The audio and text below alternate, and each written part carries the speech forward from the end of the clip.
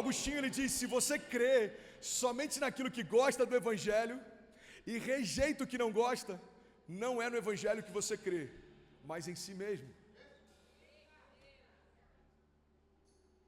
Jesus, hoje está mocotó isso aqui. Eu falei com o Douglas, hoje vai ser mocotó, irmão. Ele falou: como assim mocotó? É difícil de digerir e a gente fica pesado. Cuidado com a fé seletiva. John Stott diz: não nos é dada a liberdade de apresentar Cristo parcialmente, como homem, mas não como Deus. Apresentar sua vida, mas não a sua morte. Apresentar a sua cruz, mas não a sua ressurreição. Apresentá-lo como Salvador, mas não como Senhor. Quando me apresenta um Cristo Salvador e para por aí, eu acredito, Jesus me salvou e eu sou salvo, glória a Deus. Mas para viver uma vida plena, eu preciso que Ele seja apresentado como Senhor. Como é um Jesus Senhor? É um Jesus que tem palavras para mim antes de eu começar a fazer planos. Irmão, guarda isso. É melhor ter uma palavra de Deus do que um bom plano. Um jargão, uma frase muito conhecida, eu estava compartilhando com o nosso staff na mesa ontem. Talvez você já tenha ouvido em vários lugares, já tenha lido em vários lugares, mas é a mais pura verdade. A gente olha para a história de Noé, a arca foi construída por amadores, o Titanic foi construída por profissionais. A primeira sustentou uma família e todo mundo conhecido foi reconstruído a partir dela. A segunda fala a respeito de uma construção que estava à frente do seu tempo, mas afundou na viagem inaugural. Por que isso? Porque é melhor ter uma palavra de Deus do que um bom plano. Planos falham, circunstâncias mudam, mas a palavra do Senhor, ela não passará. Alguém está comigo? Diga amém. Então, o problema de apresentar Jesus ou de crer no Jesus parcial é que muitas vezes a gente pode ficar exaltando a morte dele, mas não exaltar a ressurreição. Por que a gente não utiliza crucifixos, por exemplo, como um símbolo? Por que a gente não usa crucifixos com a imagem de Jesus pendurado neles, por exemplo? Porque nós relembramos que ele morreu, mas nós celebramos que ele ressuscitou. O milagre do Evangelho não parou na morte de Jesus, mas na ressurreição de Cristo. A Bíblia diz que ele morreu como unigênito, o único Filho de Deus, mas a Bíblia também diz que ele ressuscitou como primogênito, o primeiro de muitos filhos. Você está comigo aí? Diga amém. O problema de uma fé seletiva é que a gente dilui o Evangelho para mais gente ter interesse por ele. Eu lembro que Deus me deu essa palavra quando eu liderava jovens no Rio, alguns anos atrás. Você está comigo? Diga amém. Deus falou comigo: André, não dilua a mensagem para que mais pessoas queiram beber. Do que adianta mais gente bebendo de algo que não tem poder de transformar? Eu vou diluir isso aqui porque essa parte incomoda. Eu vou tirar isso daqui porque essa parte constrange. Eu vou tirar isso daqui porque essa parte gera desconforto. E a gente começa a ter uma fé seletiva que vai tirando tudo que gera desconforto. E aí qual o problema? A gente pode estar entretendo ao invés de transformar. A gente pode estar só envolvendo ao invés de mudar a história de alguém. Irmão, o Evangelho fala a respeito de um sacrifício vivo. O pastor Douglas trouxe uma palavra no nosso encontro de voluntários poderosa. A Bíblia diz que precisamos nos apresentar como sacrifício vivo ao Senhor.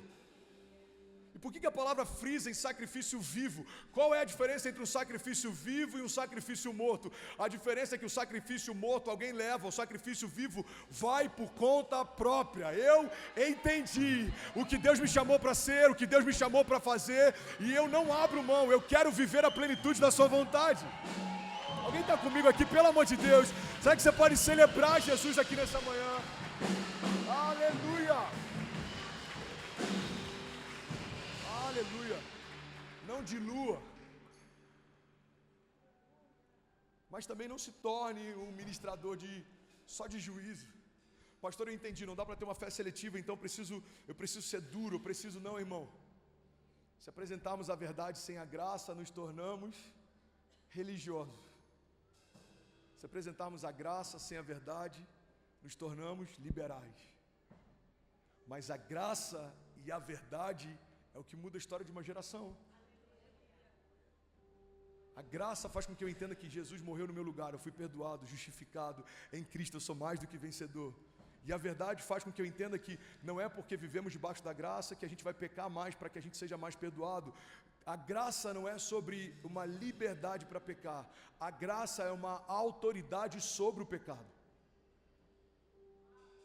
E ter esse entendimento tem que fazer com que a gente se mova em mais graça. Não é para você se tornar um cara mais pesado. Tem muita gente que confunde maturidade com seriedade. Tem gente que depois que converteu ficou chato. Não, irmão, você não está mais crente, você só está mais chato. Você sabia que uma das pessoas que mais dá trabalho dentro de uma igreja são os cristãos mais antigos? Sabem de tudo, têm opinião para tudo. A gente tem que tomar cuidado para que a nossa maturidade ou pseudo-maturidade não nos torne pessoas só chatas. Os religiosos, eles têm uma aparência de profundidade e zelo, mas muitas vezes se tornam pessoas secas e sem vida. Por quê? Porque apontam juízo para todo mundo, mas a graça não nos chamou para que a gente aponte o pecado, a graça nos chamou para que a gente aponte o caminho. Não é sobre dizer você está errado, é sobre mostrar quem Jesus te chamou para ser. Quando uma verdade se estabelece, tudo que é falso se autodenuncia. Quando a bondade se estabelece, toda a maldade se autodenuncia. Quando a generosidade se estabelece, toda a miséria se denuncia. Quando a liberalidade se estabelece, toda a mentalidade de falta se autodenuncia. Quando uma igreja começa a crescer em voluntariado, toda pessoa que não tem prazer em servir se autodenuncia. Por quê? Porque não é para a gente apontar o que está errado, é para a gente construir o que está certo. Constranger em amor nada mais é do que caminhar com Jesus, viver algo que constrange quem não caminha e não vive. Nossa história com Deus tem que ser tão cercada de milagres que as pessoas que ainda não conhecem Jesus vão desejar conhecê-lo a partir dos testemunhos que a gente tem. Você está comigo? Diga amém.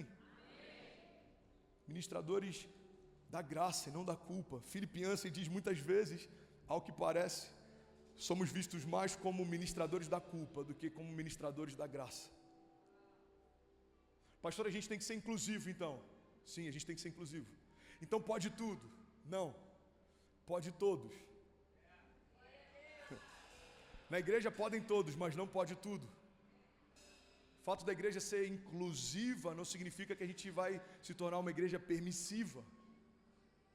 Então pode vir quem quiser vir, mas não pode fazer o que quiser fazer. Porque senão é uma fé seletiva.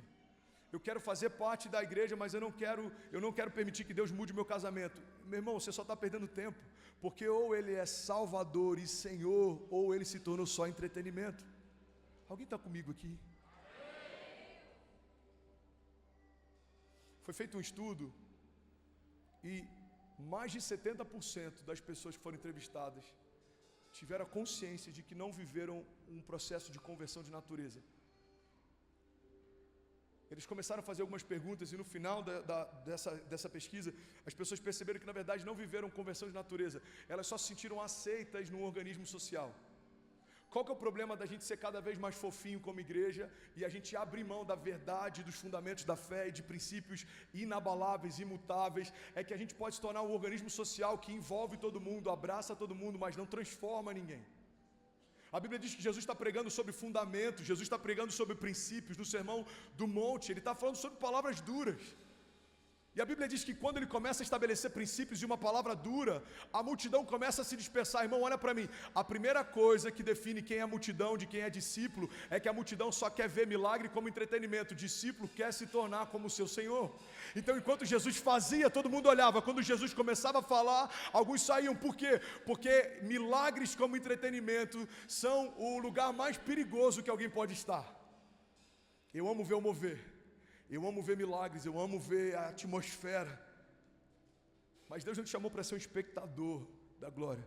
Deus te chamou para ser um canal da glória. Deus não te chamou para assistir a avivamento. Deus te chamou para se tornar avivamento. Então a Bíblia diz que quando Jesus ensina, a multidão se dispersa. Na geração do cancelamento, provavelmente alguma assessoria diria para Jesus: para, porque a gente está perdendo o engajamento, muda, porque a gente está afetando o seu algoritmo. Mas glória a Deus, que quem já foi aprovado não se move por aprovação. Jesus vira para os discípulos e fala: ei, por acaso vocês querem ir com eles também? Os discípulos olham para todo mundo indo embora. Imagina o desespero, irmão. Eu acho que hoje ele perdeu a mão. Rapaz, hoje não está legal. Hoje, vai lá e fala: eu não, você está doido? Fala você. Tá bom, eu vou lá. Jesus, aí Jesus está lá.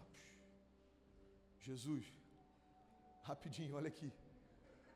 Fala, irmão, o que foi? Seu discurso está duro demais. O que eu estou falando está na minha Bíblia e na sua. Amém? Não há quem possa ouvir. Aí Jesus olha para aquilo, olha para a multidão indo embora. Ele fala, por acaso vocês querem ir com eles também?